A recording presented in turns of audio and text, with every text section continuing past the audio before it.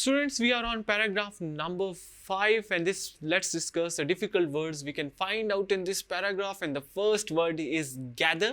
Gather means किसी चीज़ को इकट्ठा करना, ऐड करने को हम gather कहते हैं। मुख्तलिफ चीज़ों से कुछ चीज़ को जमा करने को हम gather कहते हैं। Then we have pebbles. Pebbles means small pieces of stones, छोटे छोटे stones के टुकड़ों को हम pebbles कहते हैं। Then we have jewels. Jewels mean हीरे जवाहरात. Then we have relieved. Relieved mean पुरसुकून हो जाना, यानी एकदम सुकून की हालत में आ जाना। So student, इस पैराग्राफ के स्टार्ट में writer is telling us that Hazrat Abu Quhafa who is the grandfather of हज़रत अस्मा, जो कि बूढ़े हो चुके हैं और उनकी उम्र ज़्यादा होने की वजह से वो ब्लाइंड भी हो चुके हैं। ही said to Hazrat Asma, I think Abu Bakr has taken all the wealth leaving you and the children empty handed behind. यानी कि मुझे लगता है कि हज़रत अबू बकर ने अपनी सारी दौलत वो लेके चले गए और मुझे, तुम्हें और अपने बच्चों को वो बिल्कुल खाली हाथ छोड़ के चले गए।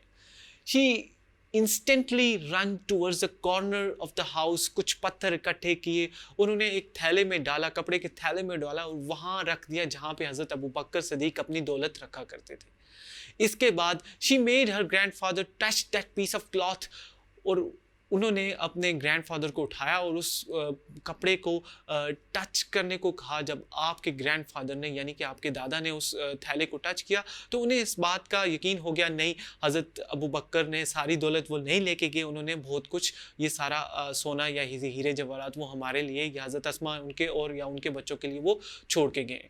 इसके साथ ही हज़रत अस्मा ने भी उन्हें कहा कि look father, he left all this for us, यानी कि वो हज़रत अबू बकर सिद्दीक कुछ ज़्यादा नहीं लेके वो ये सारा कुछ हमारे लिए पीछे छोड़ के गए हैं।